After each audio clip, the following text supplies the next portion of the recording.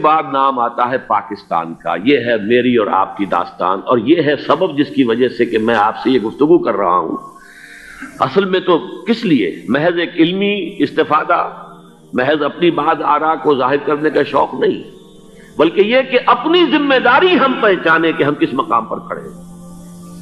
دیکھیے، اس پاکستان کے بارے میں یا ہندوستان کے بارے میں علامہ اقبال نے کہا تھا اپنے ترانہ ملی میں، میر عرب کو آئی ٹھنڈی ہوا جہاں سے، میرا وطن وہی ہے، میرا وطن وہی ہے.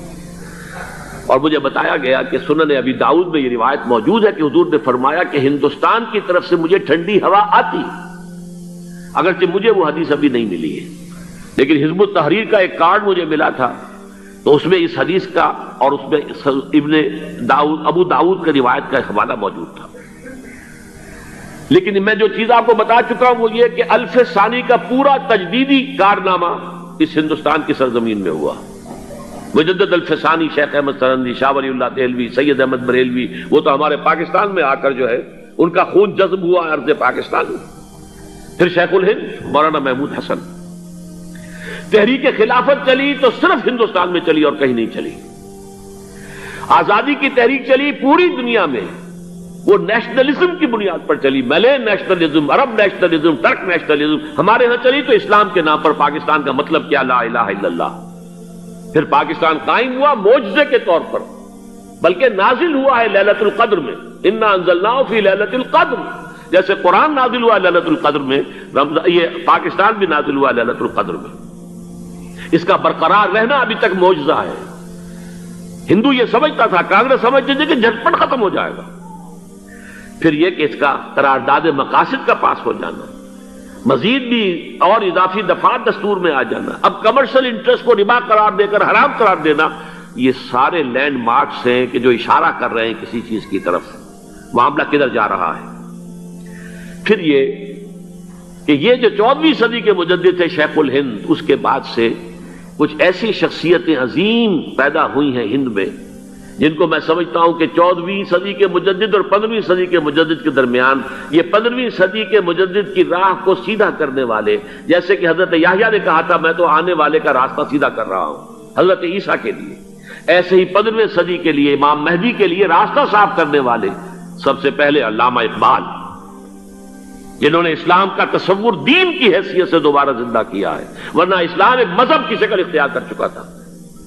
پھر مولانا مودودی، مولانا ابوالکلام آزاد حکومت الہیہ کے نعرے کے ساتھ میدان میں آئے. یہ اقبال نے جو تصور پیش کیا تھا اس پر عملی جد و جہد کے لیے حزب اللہ قائم ہوئی. نوٹ کر لیجئے 11 برس کا فرق ہے عمر کا علامہ اقبال کے اور ابوالکلام کے. اور 1913 میں جب حزب اللہ قائم کی ہے اس وقت علامہ اقبال کی ملی شاعری اپنے عروج کو پہنچ چکی تھی. پھر یہ کہ علامہ اقبال کے بعد تعمیل جو ہے اس کام کی وہ ابوالکلام نے کی، لیکن روایتی علماء کی شدید مخالفت کی وجہ سے وہ بددل ہو کر چھوڑ گئے، کانگریس میں شامل ہو گئے، بساط جو ہے حزب اللہ کی انہوں نے لپیٹ دی. پھر مولانا مودودی آئے، انہوں نے وہ ڈور جو ہے اس کا سرا تھاما، جماعت اسلامی قائم کی حکومت الہیہ ہی کے قیام کے لیے.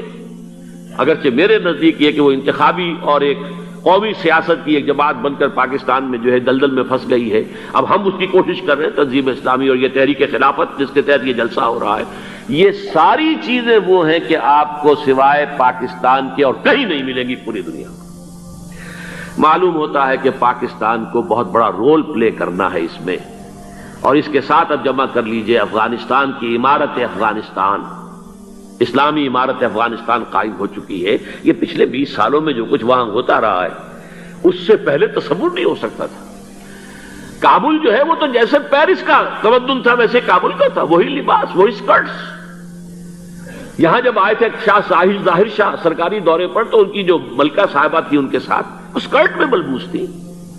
کابل جو ہے وہ بالکل ایک پیرس کی طرح کا شہر تھا. آج کابل جو ہے جا کر دیکھیے، علامہ اقبال کے فرزند بھی دیکھ کر آئے ہیں، تو اگرچہ وہ خود میں سمجھتا ہوں کہ خاصے انہیں آپ لبرل کہیں، آزاد خیال کہیں، لیکن اس درجے متاثر ہو کر آئے تھے کہ انہوں نے یہ کہا افغانستان میں جو میں نے حالات دیکھے ہیں کہ اگر 2-4 اور مسلمان ملکوں کے اندر یہ نظام قائم ہو جائے تو پوری دنیا مسلمان ہو جائے گی. یہ سب کچھ کیسے ہو رہا ہے؟ یہ آنے والے دور کی جھلکیاں ہیں. Coming events are casting their shadows before. یہ سب بتا رہے ہیں کہ پاکستان افغانستان کو مل کر اس میں کوئی عظیم رول پلے کرنا ہے. اور اس کے ضمن میں اب میں علامہ اقبال کے بارے میں آخری بات کہہ رہا ہوں. علامہ اقبال کے بارے میں عام یہ خیال ہے، انہوں نے اپنے خطبات میں مہدی کا اور نزول مسیح کا، حالانکہ میں کل پڑھ رہا تھا مولانا سعید احمد اکبر آبادی رحمۃ اللہ علیہ کا ایک مقالہ ان کا کہ علامہ اقبال نے ابن خلدون کے بارے میں یہ کہا ہے کہ مہدی کا اور نزول عیسیٰ کا دونوں کا انہوں نے انکار کیا ہے، حالانکہ ابن خلدون نے نزول عیسیٰ کا انکار نہیں کیا، صرف مہدی کا انکار کیا ہے. بہرحال علامہ اقبال نے خطبات میں انکار کیا ہے. لیکن یہ کہ اپنی شاعری کے اندر میں چیلنج کرتا ہوں کسی بڑے سے بڑے اقبال شناس کو، ان کا یہ شعر ذرا سنیے. خضر وقت از خلوت دشت حجاز آید بروں، کارواں زی وادی دور و دراز آید بروں.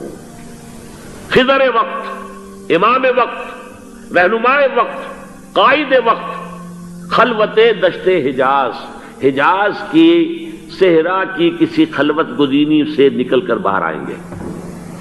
میں حیران ہوتا ہوں علامہ کے اس فکر پر اور اس مصرے پر.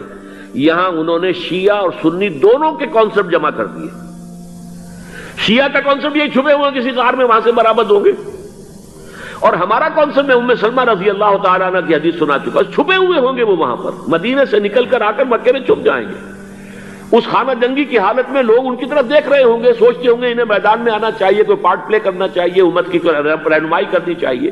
لیکن وہ چھپیں گے، وہ کارے ہوں گے، وہ اس ذمہ داری کو قبول نہیں کرنا چاہیں گے، جا کے چھپ جائیں گے مکے میں. وہاں سے مکے والے انہیں نکالیں گے، اور وہ کارے ہوں گے، انہیں بالکل یہ پسند نہیں ہوگا کہ یہ ذمہ داری اٹھائیں. تو خضر وقت از خلوت دشت حجاز آیت بروں، کارواں زی وادی دور و دراز آیت بروں. کارواں جو چلے گا ان کی مدد کے لیے اس وادی دور و دراز، اس عظیم وادی دور و دراز، یہ وادی سندھ ہے.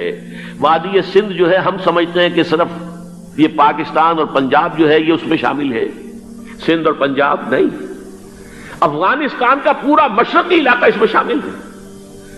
جیسے دریائے جیلم سندھ میں جا رہا ہے، جیسے دریائے گلگت سندھ میں آ کر ملتا ہے، جیسے دریائے چناب اور راوی اور جیلم اور یہ سب جا رہے ہیں اور آ رہے ہیں، اسی طرح دریائے کابل کہاں سے آ رہا ہے، دریائے گومل کہاں سے آ رہا ہے، ٹوچی کہاں سے آ رہا ہے. یہ سارا جو ہے ڈرین جو ہو رہا ہے، ایسٹرن جو ہے پارٹ آف افغانستان، یہ سب وادی ہے. اس وادی کے یہ دو حصے ہیں، ایک حصہ جو ہے یہ ادھر پاکستان میں ہے، اور اسی وادی کا دوسرا حصہ جو ہے وہ افغانستان میں ہے. کارواں زی وادی دور و دراز آیت بروں، کارواں چلے گا یہاں سے. یخرج ناس من المشرق یؤتون للمہدی یعنی سلطان ہی، مشرق سے فوجیں چلیں گی کہ جو مہدی کی حکومت قائم کریں گی. اور یخرج من خراسان رایات و سود، اور خراسان سے سیاہ پرچم چلیں گے کہ جن کا رخ کوئی موڑ نہیں سکے گا، حتیٰ تنصب بیلیہ، یہاں تک کہ وہ جا کر یروشلم کے اندر نصب ہو جائیں گے.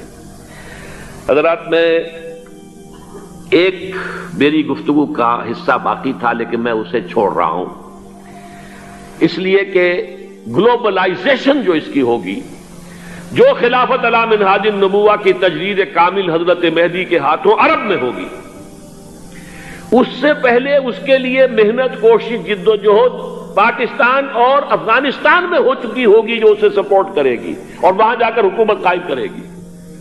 اس کے بعد گلوبلائزیشن کا جو مرحلہ اس کا ہے وہ حضرت مہدی کے ہاتھوں نہیں ہے، وہ حضرت عیسیٰ ابن مریم ان کے نزول کے بعد ہے، جن کے نزول کے بعد دجال کا خاتمہ ہوگا اور یہودیوں کا استحصال ہوگا. مسلمانوں پر بھی بڑی تکالیف اربوں پر آئیں گی، شدائد آئیں گے. لیکن یہ وہ میں حصہ جو اپنی گفتگو کا آج چھوڑ رہا ہوں، اس لیے کہ میں دیکھ رہا ہوں کہ بعض حضرات کا صبر کا پیمانہ اب لبریز ہو رہا ہے، تو میں اس حصے کو پھر ملتوی رکھتا ہوں کسی دوسری محفل اور کسی دوسری مجلس اور نشست پر. آخری بات یہ کہہ رہا ہوں، ہم پاکستانیوں کے کرنے کا اصل کام کیا ہے؟ یہ بغدے میں آ پڑی ہے سخن گسترانہ بات. پہلی بات یہ کہ ہماری جد و جہد مرکوز ہو جانی چاہیے کہ یہاں خلافت علی منہاج النبوہ کا نظام قائم کرنے کی جد و جہد کریں. اس کے دو راستے ہیں. ایک سہل راستہ ہے، اللہ تعالیٰ جس کے لیے بھی اس کو سہل کر دے، اگر بظاہر تو بڑا مشکل ہے، نظر آتا ہے کہ لوگ اسے قبول نہیں کریں گے، کر لیں تو پھر بہت آسان راستہ ہے. تمام دینی جماعتیں پاور پالیٹکس سے، الیکشن کی سیاست سے وِڈرا کریں اور اپنی تمام توانائیاں متحد ہو کر مرکوز کر دیں۔ نمبر ایک یہ کہ پاکستان کے دستور میں جس قدر اسلامی دفعات آ چکی ہیں، ان کو جو غیر مؤثر کرنے والے چور دروازے ہیں وہ بند کروائے جائیں، جس کے لیے آپ کو یاد ہوگا میں نے مہم چلائی تھی نواز شریف صاحب کے دور حکومت میں کہ یہ ترامیم آپ مزید کر دیجئے، تو یہ جو چور دروازے ہیں جس کی وجہ سے قرارداد مقاصد ہو، دفعہ 227 ہو، یہ سب کے سب، اور یہ جو فیڈرل شریعت کورٹ ہے، یہ سب غیر مؤثر پڑے ہوئے ہیں۔ کاؤنسل آف اسلامک آئیڈیالوجی غیر مؤثر پڑی ہوئی ہے، ساری چیزیں موجود، پورا اسلام موجود ہے لیکن غیر مؤثر ہے۔ چور دروازے بند کر دو خدا کے لیے، تاکہ یہ اس مؤثر ہو جائے، بڑی آسانی کے ساتھ، بہت ہی عمدگی کے ساتھ، بغیر کسی خون خرابے کے اسلامائزیشن آف لاس اور اس کی امپلیمنٹیشن شروع ہو جائے۔